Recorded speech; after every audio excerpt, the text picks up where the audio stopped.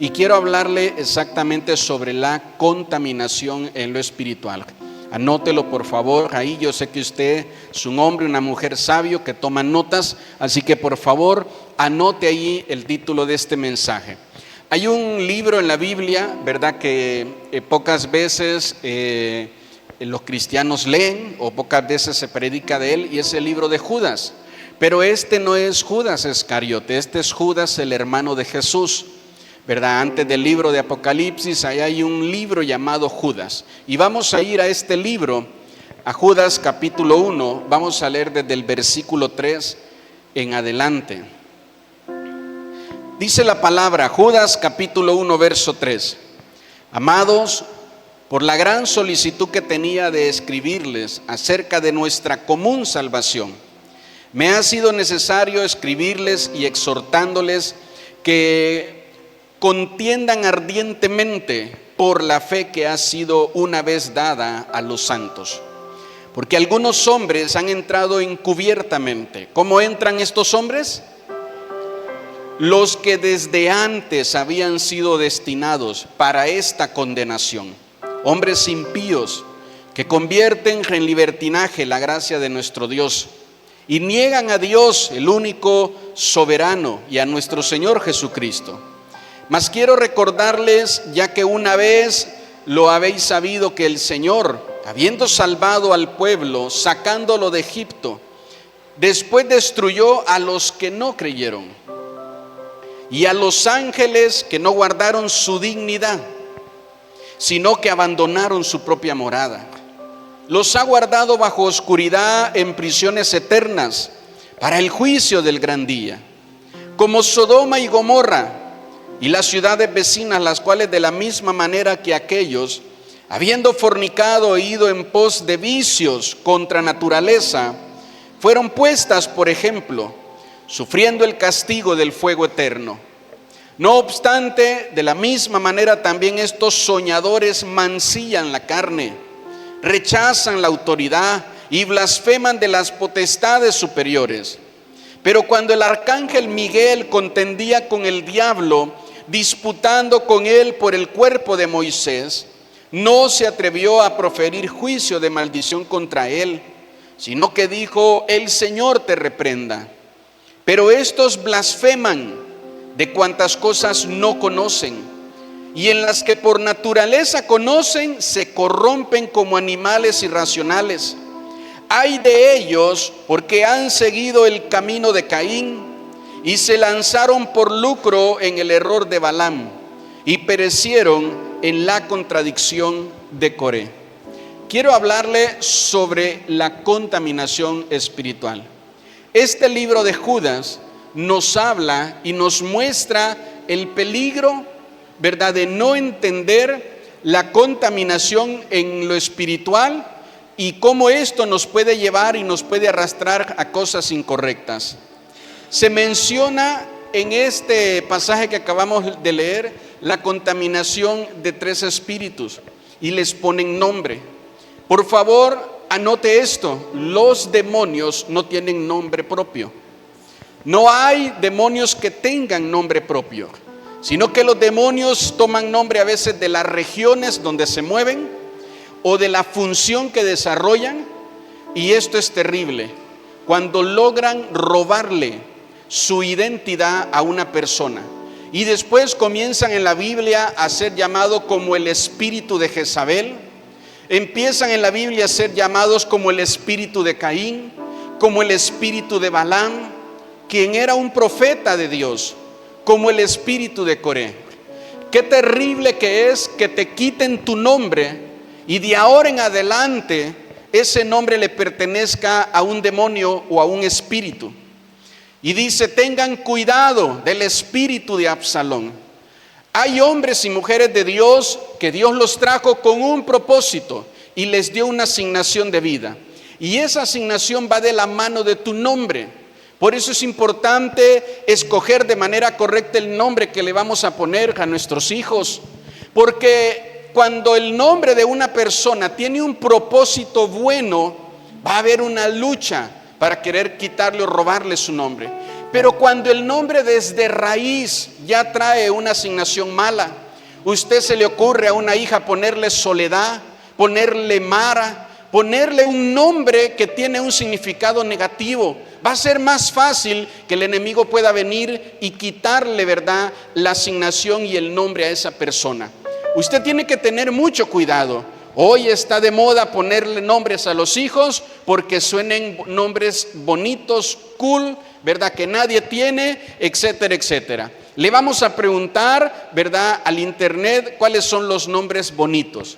Y a veces algunos, ¿verdad?, agarran la inicial de uno, de otro, y hacen toda una mezcolanza y le ponen un nombre.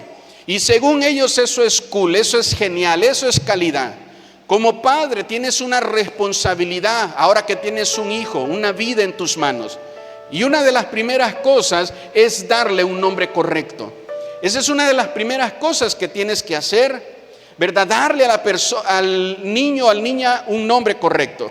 Estaba hablando con una hermana que su bebé tiene creo que 4 meses y todavía no le ha puesto nombre. Todavía dice es que no encuentro nombre porque quiero ponerle, ¿verdad?, algo o un nombre que no sea común, que nadie lo tenga. Y entonces estoy buscando como que hacer una palabra de cada cosa. Y a veces hay nombres, terminas armando algo que en lugar de algo bueno, se escucha diferente, se escucha raro, tan raro que su, ¿verdad?, asignación es algo incorrecto. En una ocasión fuimos a una iglesia a predicar, me invitaron con mi esposa y ahí conocimos a un hermano que venía de Honduras. Y entonces le decía, ¿cómo se llama tu hijo? Y me dijo el nombre y era un nombre súper raro. Le dije, ¿qué significa? Y me dijo, ahí está el chiste, no significa nada, no tiene significado ese nombre.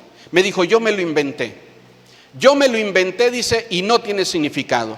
Y le digo, mira, todavía está pequeño tu hijo, déjame hablar contigo y decirte y advertirte el gran error que estás cometiendo, ¿verdad? De que apenas este niño está comenzando a vivir y tú ya le estás quitando su asignación.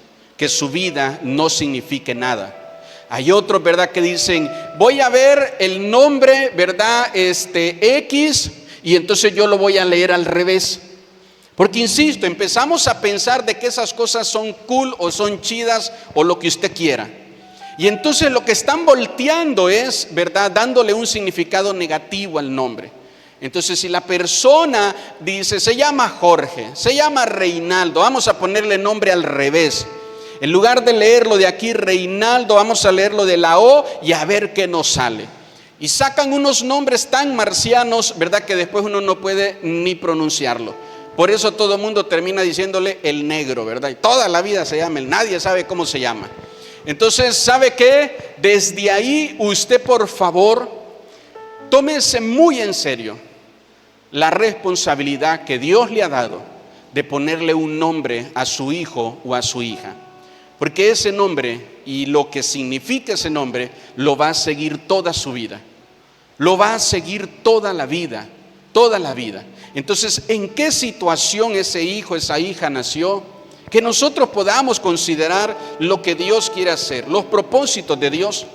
Hay hombres en la Biblia a los cuales Dios les dijo a los padres, el nombre de él es Juan. Y las personas que estaban ahí le decían, vamos a ponerle Zacarías, porque nadie en tu familia se llama así, ¿verdad? Pero los padres, obedientes a Dios, dijeron, no, ya tenemos nombre para él. El nombre de él será Jesús, ¿verdad? Y le querían decir a los padres, vamos a ponerle José, vamos a ponerle esto. Le querían cambiar el nombre, le querían cambiar la asignación. Entonces, ¿sabe qué? Algunos de ustedes ni saben qué significa su nombre y sería muy bueno que lo vaya a buscar.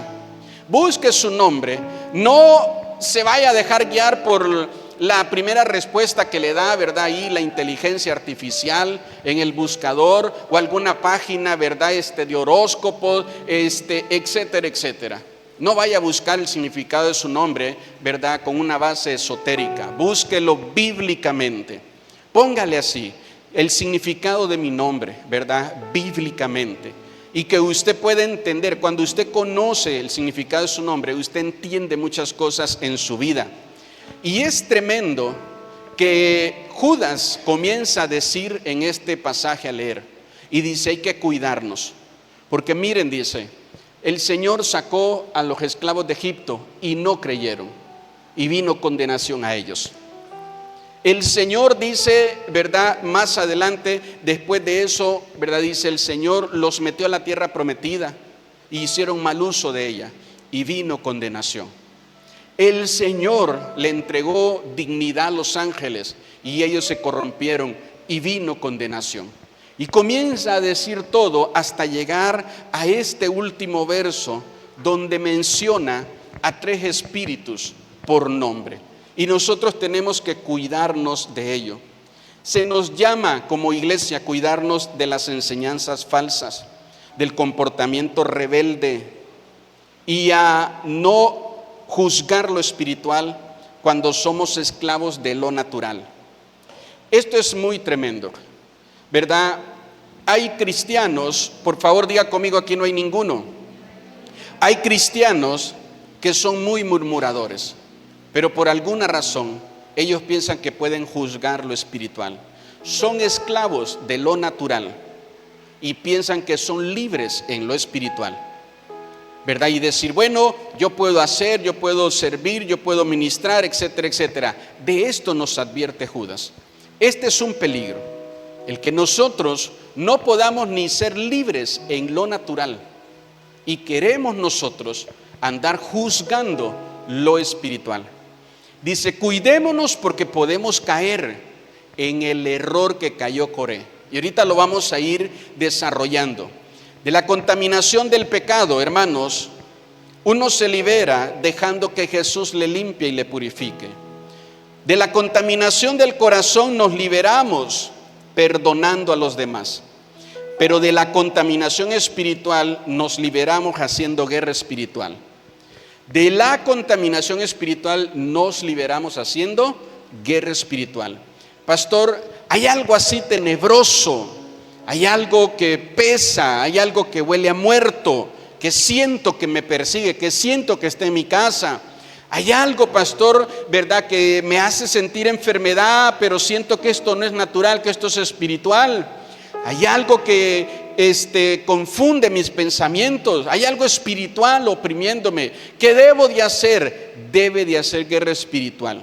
¿Cómo se libera uno de la contaminación de las cosas espirituales? Haciendo guerra espiritual.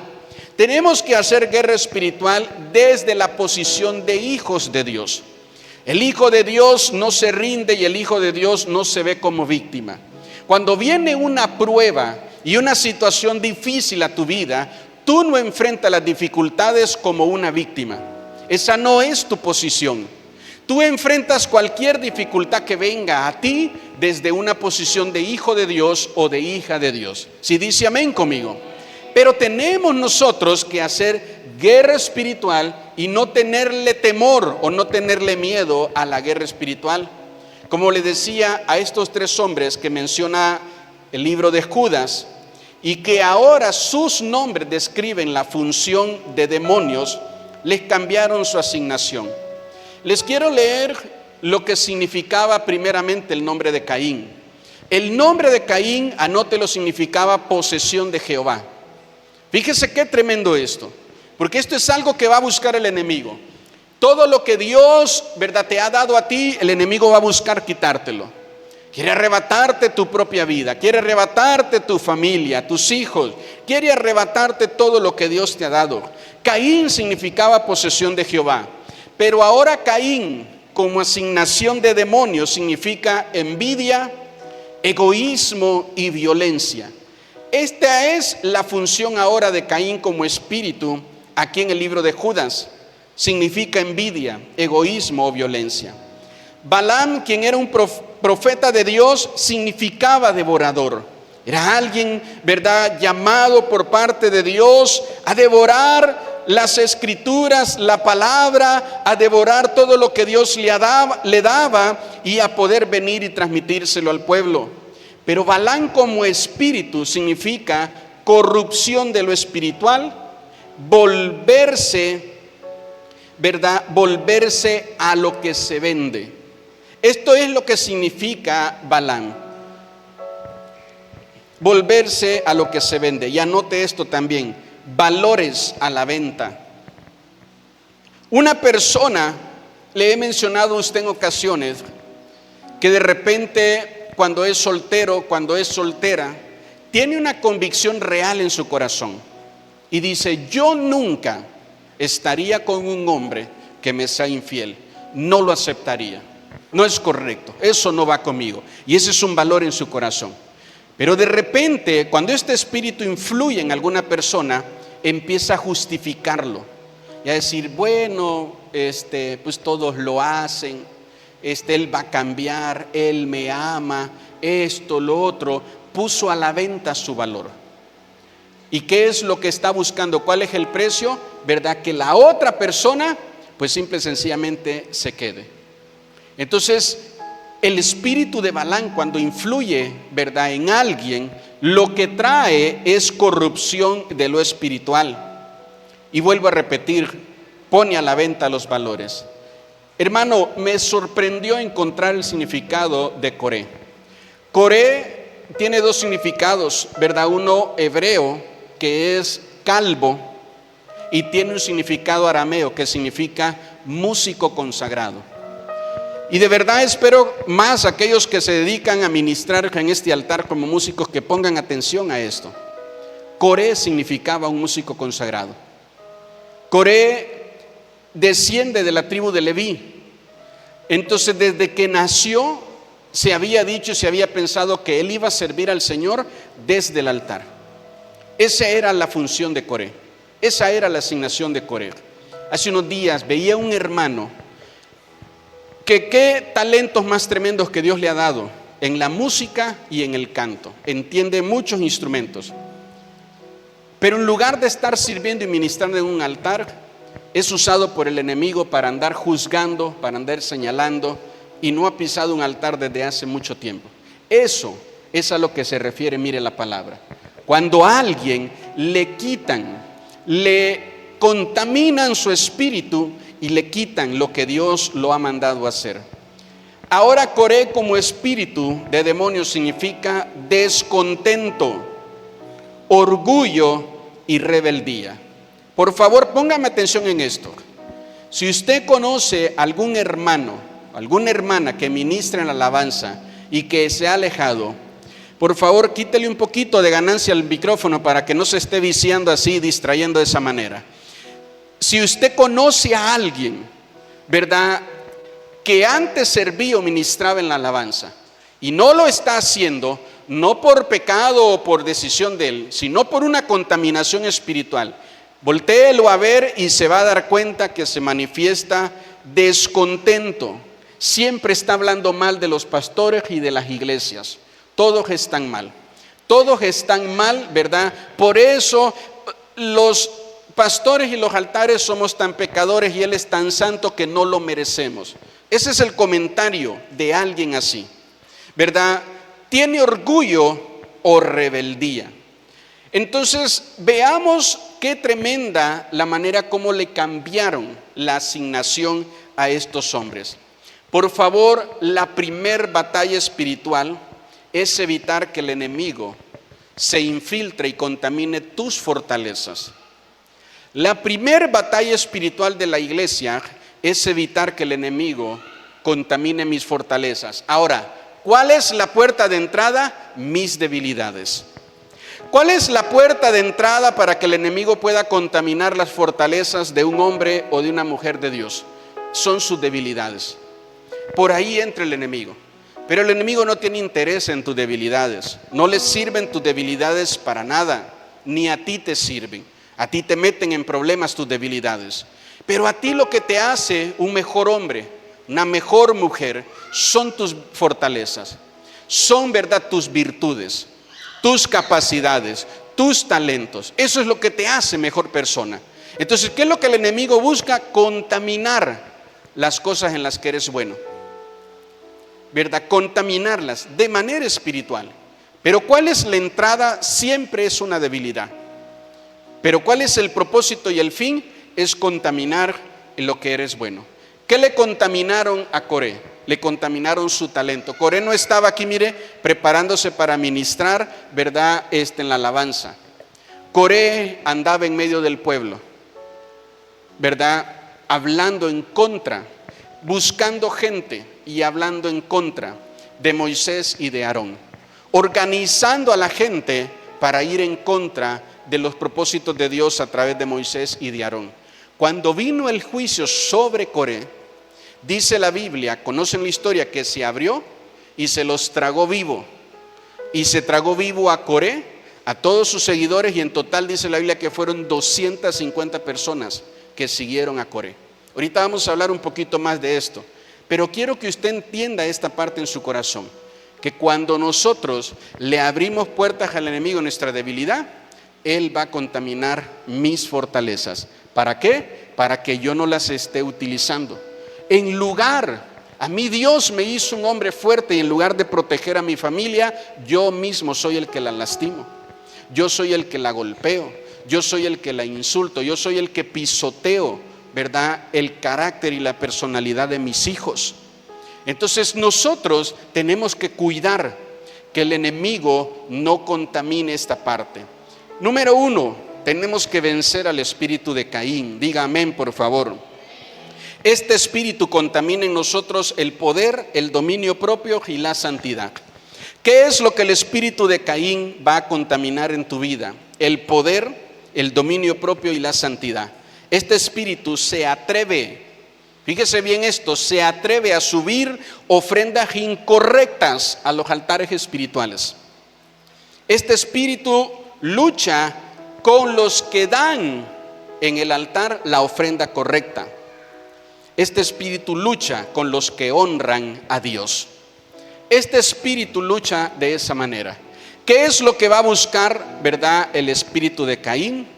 Te va a contaminar de tal manera que te va a decir que cualquier cosa que tú le puedas dar a Dios, Dios la acepta y Dios está contento con eso. Y no es así. Entonces fíjese bien, ¿en qué momento una ofrenda se vuelve mala? Porque Caín y Abel, los dos presentan ofrenda delante de Dios. Abel fue a dar lo que Dios le pidió, pero Caín fue a dar lo que él quiso, no lo que Dios le mandó. Y cuando tú le das a Dios lo que tú quieres, porque alguien en algún lugar te enseñó que así es la manera correcta de dar, eso es incorrecto.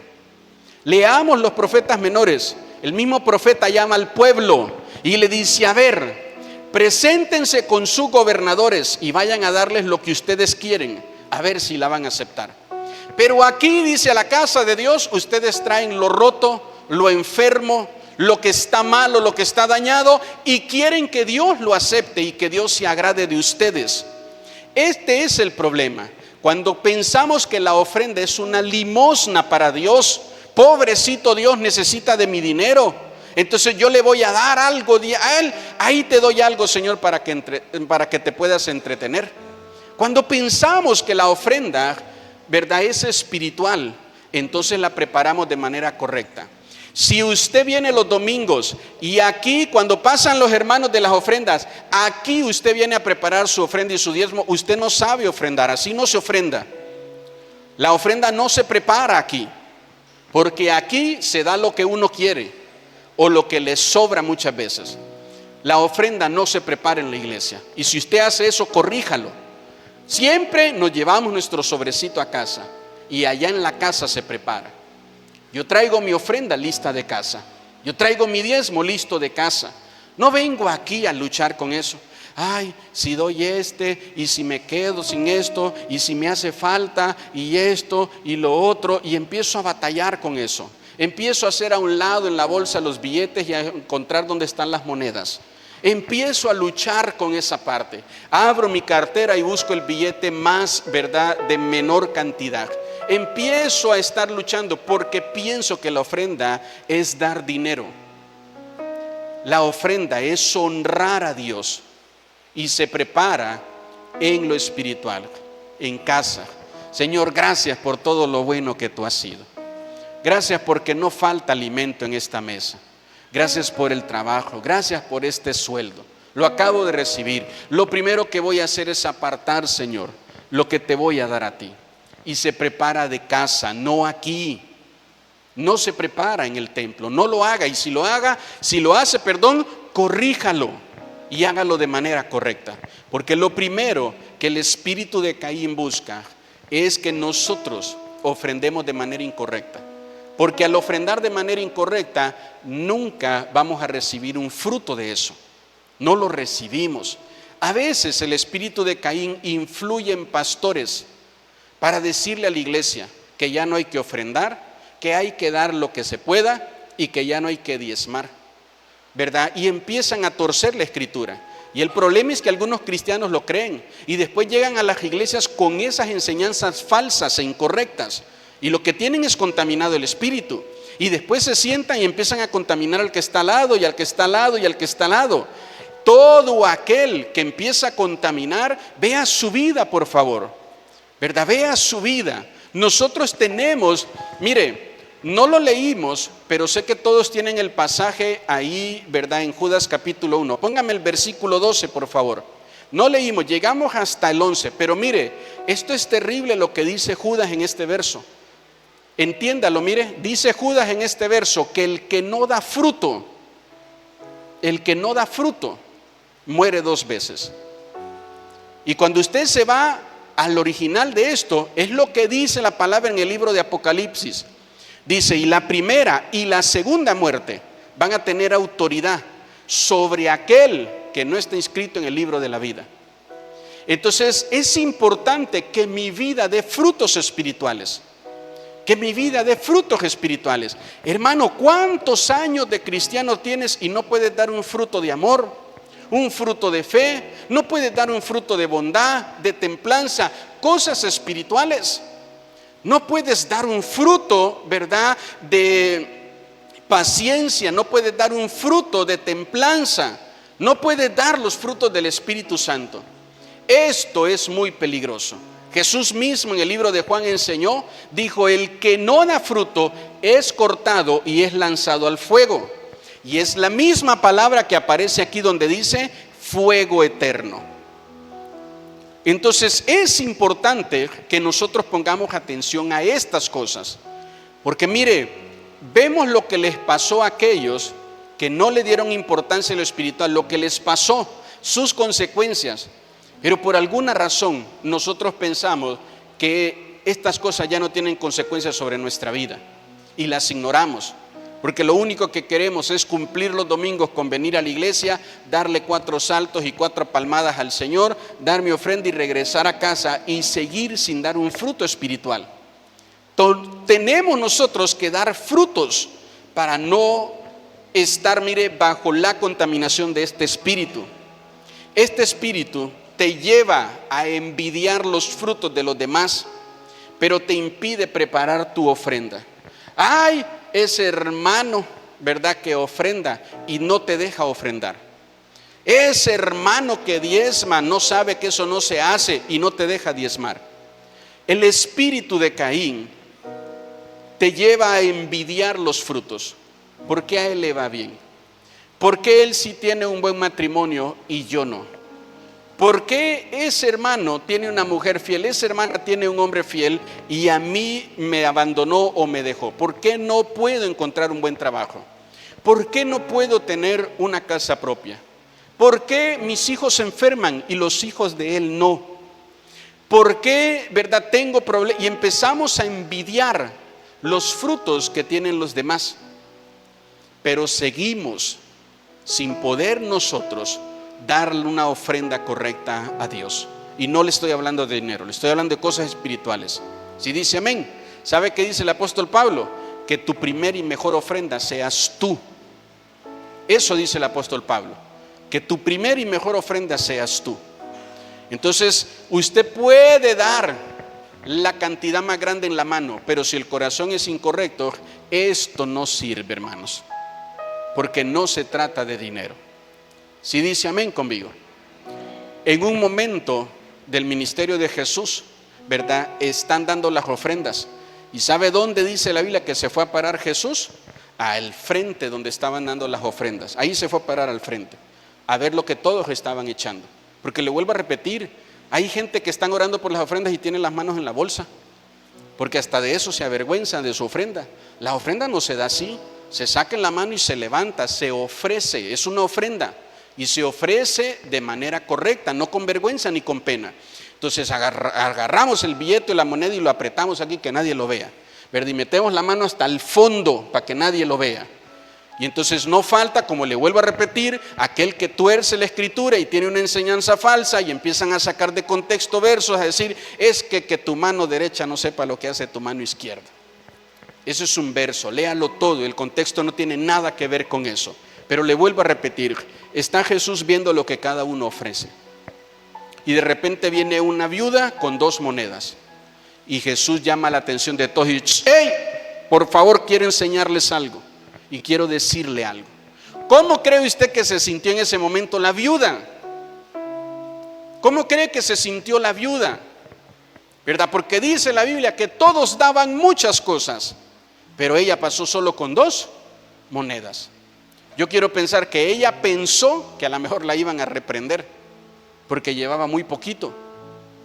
Y Jesús dijo, miren, esta ha dado más que todos ustedes, porque ella lo dio todo.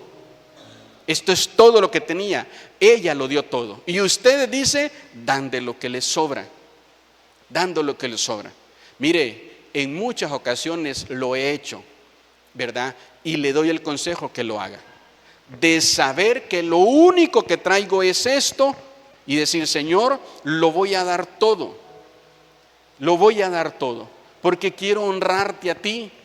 Después uno, ¿verdad?, se está preguntando y dice, ¿ahora cómo le voy a hacer? Y es ahí cuando Dios hace milagros. Es ahí cuando Dios hace milagros. Es ahí cuando Dios hace milagros. Entonces, ¿sabe qué? Nosotros tenemos que aprender a hacer guerra espiritual. Si yo les pregunto a ustedes, ¿quién de ustedes necesita la bendición de Dios en sus finanzas? ¿Quién de ustedes tiene problemas económicos? El 99%, ¿verdad?, se pone de pie. Ahora, ¿hay algún tipo de bendición para las finanzas? ¿Hay algún tipo de bendición para la economía? La Biblia dice, el que trabaje, el trabajo le da fruto. Y el libro de Malaquías dice, ¿verdad?, que el principio de riquezas y de abundancia es la fidelidad al diezmo. Si usted se molesta y se enoja, el pleito no es conmigo. Es por una contaminación espiritual que hay en su corazón. Y es mi deseo como pastor traerle libertad a su vida de eso, porque eso es lo que va a generar problemas. Hay personas que piensan que son más dadores que Dios. Entonces dicen, ¿verdad? No, hombre, dar 100 pesos en la iglesia, eso es mucho. Mejor 20 pesos, ya.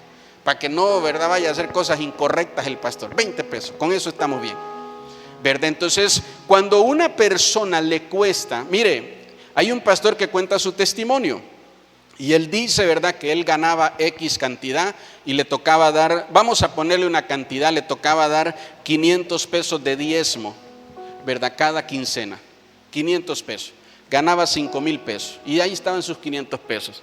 En una ocasión él siempre fue fiel, lo bendicen y, ¿verdad?, le cambian el puesto y lo ponen de gerente en la empresa donde está. Y ahora gana 10 veces más lo que antes ganaba. Y entonces él dice que cuando le tocó hacer el cheque del primer diezmo, no le fue fácil. Y dijo, esto es mucho dinero.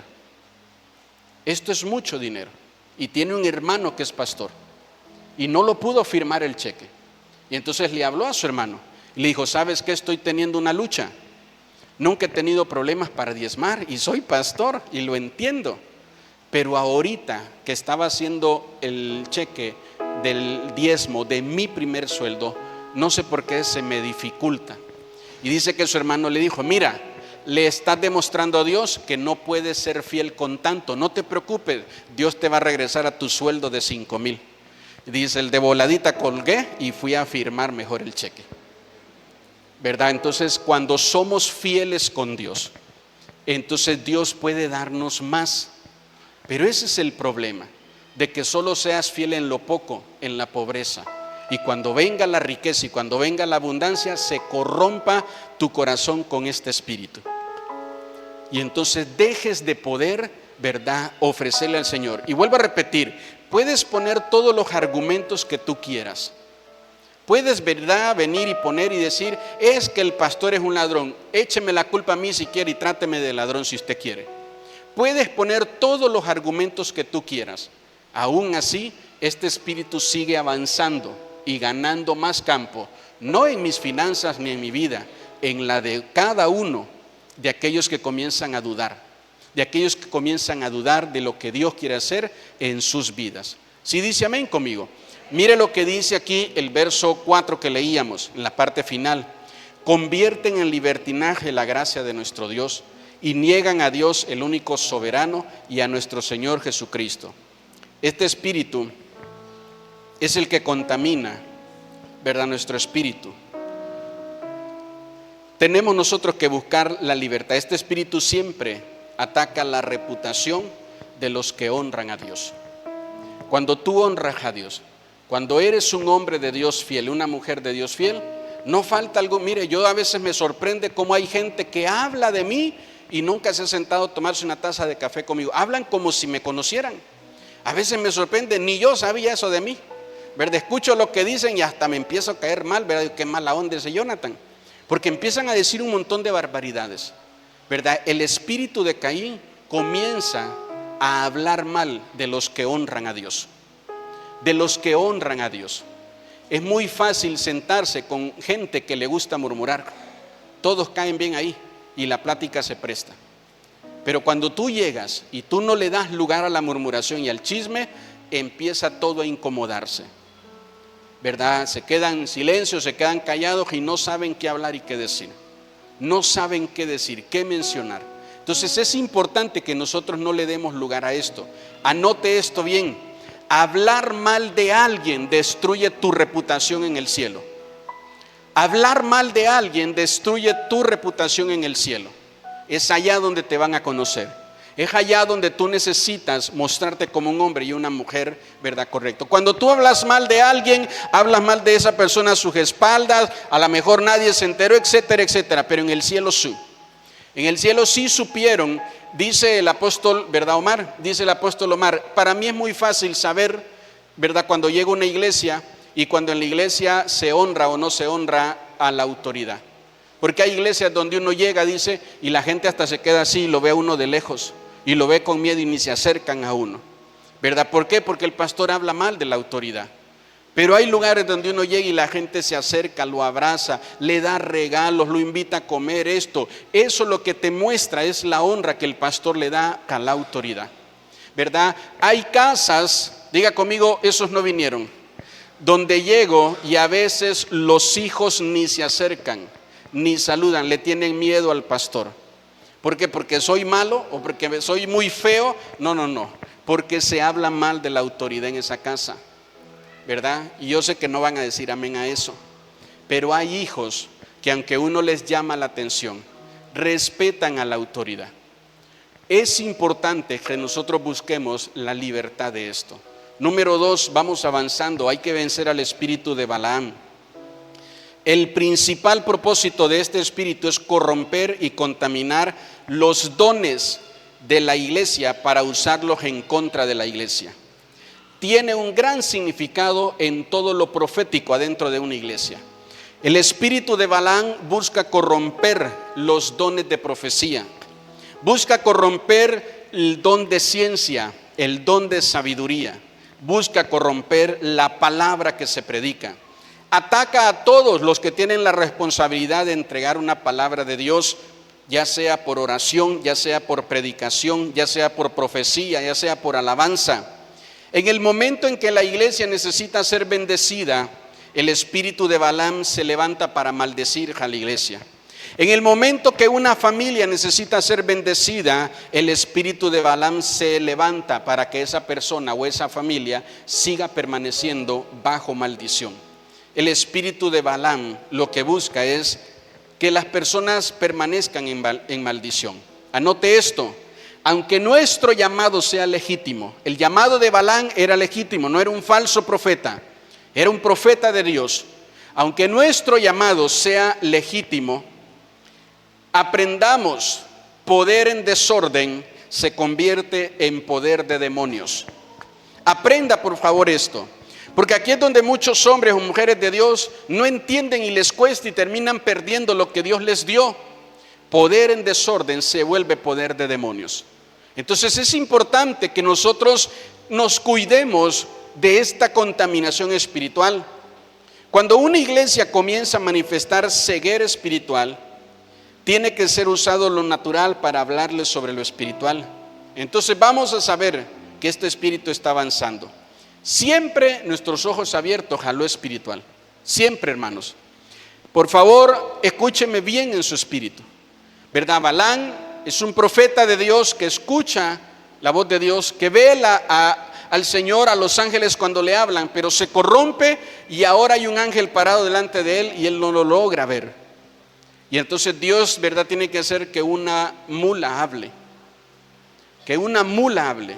Algo natural que empiece a hablar sobre lo sobrenatural, para que Balaam se dé cuenta de su error.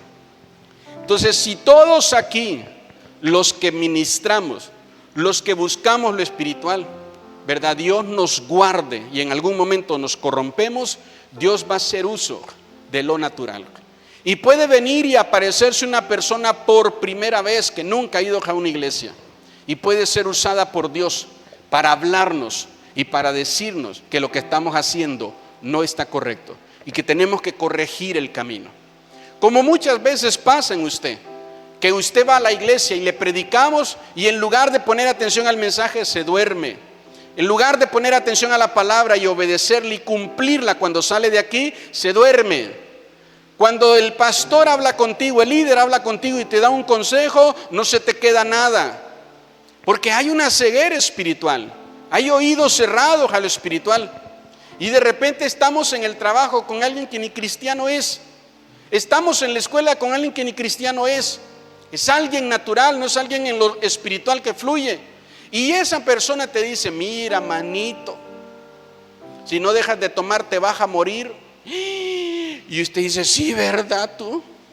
Ay, hombre, tan bonita que es la vida. Y el pastor acaba de decirte: hermano, el pecado trae muerte. Y tú, en esta iglesia nada más de pecado hablan, ya me voy. Pero alguien en el trabajo te dice eso, ¿verdad? Alguien en el trabajo te dice: manita, ya no te quejes tanto con tu esposo, se va a ir con otra y más fea que tú. Sí, ¿verdad, manita? Ay, yo creo que Dios te mandó. Es la mula que Dios usó para hablarte. Entonces, por favor, tengamos cuidado en esta parte de la contaminación de este espíritu. Amén. Y quiero terminar hablándole de este espíritu que es el espíritu de Coré. Les decía que me impresionó mucho saber que el significado de Coré es músico consagrado. Este espíritu se revela a lo santo, a lo sagrado de la iglesia, y enseña que la iglesia se debe de adaptar a las necesidades de la persona. Eso enseña este espíritu. Y este espíritu puede estar muchas veces contaminando a una persona. Y la persona viene y mientras estamos en una atmósfera cantando, alabando, una atmósfera de santidad, ¿verdad?, empieza a estar viendo su celular, empieza a estar pensando en cosas incorrectas, empieza a estarse distrayendo con todo. La contaminación del espíritu de Coré es sacarte a ti de lo sagrado en lo que Dios te quiere meter. Es no honrar y no respetar esa parte. Es pensar, hermanos, que la iglesia es nada más una bodega mal pintada y con un piso todo feo. Es pensar eso. Hermano, hay gente que amamos esta iglesia y la vemos como un lugar muy santo, muy puro, muy perfecto para nosotros, y la cuidamos, ¿verdad? Amamos esto. Nos da temor hacer algo incorrecto adentro de este lugar, porque amamos lo santo, amamos lo sagrado, respetamos eso, ¿verdad? Entonces el espíritu de Coré busca que esto no se haga. Hermanos, no se preocupe aquí, si usted quiere, ¿verdad?, portarse mal, pórtese mal. No, Dios nos guarde de eso, Dios nos libre de eso. Me costó mucho, no sé si fue en el día de la noche profética, ¿verdad?, que tuvimos invitados, y pues bueno, a veces los invitados no tienen la cultura de templo que nosotros buscamos enseñarles a ustedes. Y estábamos en pleno culto, y en la parte de atrás ahí, hermano, abriendo el pañal del bebé, la popó y cambiándole el pañal a un bebé adentro, mientras la palabra estaba siendo predicada. Entonces, eso a mí me pone de nervios, eso a mí me pone mal. A mí ese tipo de cosas, ¿verdad? Digo, eso no se puede hacer. No se puede hacer, ¿verdad? Meterse al templo, ¿verdad? Con comida, con alguna bebida, algo por el estilo. Yo le aconsejo siempre, apague este aparato, mire, mientras usted está aquí. Porque a veces la mayor contaminación en tu mente está aquí. Y tú lo sabes. Y tú lo sabes, tú sabes las cosas que tienes aquí. Las cosas que te llegan, las cosas que ves. Entonces, este momento, conságralo, apártalo para Dios. Entonces, deje su celular si quiere allá en el carro, ¿verdad? Entonces, déjelo allá para que no le distraiga. Te tienes que liberar de la contaminación de este espíritu. Te tienes que liberar. ¿Sabe qué fue una de las cosas que me llamó mucho la atención ahora en la noche profética? Que las palabras proféticas que el profeta Arturo dio, la mayoría de la gente no está firme en su fe. Y se lo preguntaba y me decía, es que están buscando y creciendo de Dios a un punto donde tus líderes tienen una fe fuerte y firme, y donde el que no está firme necesita la palabra profética. Y a lo mejor algunos decían, yo quiero que Dios me hable, que Dios me dé una palabra de profecía a mí, ¿verdad? Y Dios decía, no, es que tú me buscas, tú oras, tú has estado, ¿verdad?, buscando y estás lleno, tu fe está fuerte, está firme. Pero él necesita, ella necesita. Entonces nosotros tenemos que cuidar nuestra fe de la contaminación de este espíritu, porque va a buscar que mi fe esté mezclada con las cosas del mundo. Entonces, que yo piense que la iglesia está exagerando mucho al estarme diciendo que tengo que vivir en santidad o que tengo que dejar pecado. Ay, pastor, ya ahorita ya nadie es santo. Ay, pastor, ya ahorita ya todo mundo está corrompido ya. Y empiezan con este tipo de comentarios. No quiero decirle que no es así. No es así, ¿verdad? Entonces la mayoría está perdiendo esta batalla, pero en algún momento tenemos que levantarnos como iglesia. Diga amén, por favor, porque Dios nos llamó a eso, a que nosotros podamos manifestar el poder de Dios. Los apóstoles advierten de la contradicción de Coré, que es una forma de anticristo. Siempre va a ir en contra de la voluntad de Dios, siempre va a ir en contra de lo que Dios establece. Coré descendía de la tribu de Leví, como le decía hace un momento, alguien apartado para ministrar con alabanza la presencia de Dios, pero no buscó la libertad cuando este espíritu le contaminó, sino que se quedó ahí. Todo el que confía en Coré termina muerto en el mundo. Todo el que confía en este espíritu y se contamina por él va a terminar muerto en el mundo. Y le vuelvo a repetir, la mayoría de las personas contaminadas por este espíritu son ministros del altar. Son personas que danzaban a Dios, son personas que cantaban a Dios, son personas que comenzaron alguna clase de un instrumento y nunca lo finalizaron, porque la contaminación de este espíritu les terminó venciendo, ¿verdad? Y nunca pudieron terminar, nunca pudieron pisar un altar para servir al Señor y se quedó ahí. Entonces, ¿qué le pasó a Coré y a los 250 que con él estaban? La tierra se abrió y se los tragó. El que no lucha contra este espíritu, el que no hace guerra espiritual contra este espíritu y se deja vencer por esta contaminación, muchas veces termina muerto en el mundo. Por eso le quiero, como le decía al principio, le quiero dar un mensaje de enseñanza y de advertencia, que si nosotros comenzamos a buscar más de lo espiritual, no crea usted que solo lo espiritual de la luz se manifiesta, también el enemigo busca manifestarse. Y si todas estas contaminaciones no son atendidas a tiempo, hermano, eso es lo que busco, mire, eso es lo que le pido al Señor. Hemos estado teniendo diferentes sueños, diferentes palabras, donde nos muestran a la iglesia, ¿verdad?, preparándose para alabar al Señor y termina la iglesia cantando música mundana. Donde nos muestran a la iglesia, a la gente preparando el culto porque ya va a ser la hora del servicio y terminan contaminados y termina el lugar sucio.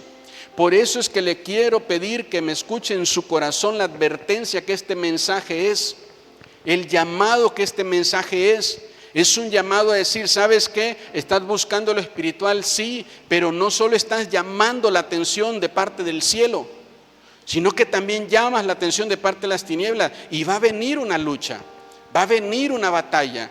Dice, no ignoremos, día y noche hay una batalla espiritual en contra de nosotros. A veces nosotros vamos a dormir y mientras estamos durmiendo en sueños, ¿verdad? Somos oprimidos, somos atacados también.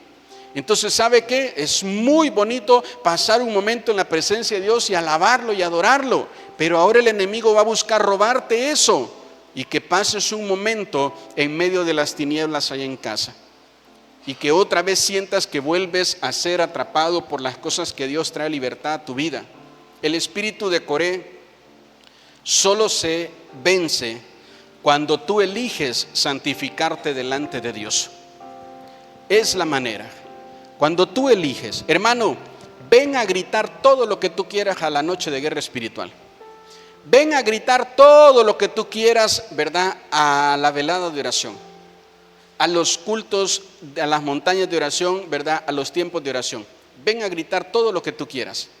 Pero si tú no decides allá en casa santificarte, santificarse es apartarse, ¿verdad? Santo es la posición que ahora Dios me da. Santo es apartado para Dios. Amén. Ahora, santificarse es la decisión que yo tomo de decirle que no a una tentación. Santificarse, ¿verdad? Es la decisión que yo tomo de decirle que no a una tentación. Y santidad es ahora mi condición. Una persona limpia, ¿verdad? Donde el diablo nada tiene en mí. Santidad es eso, santificación o santificarse y santo. Son tres cosas que tenemos que identificar muy bien.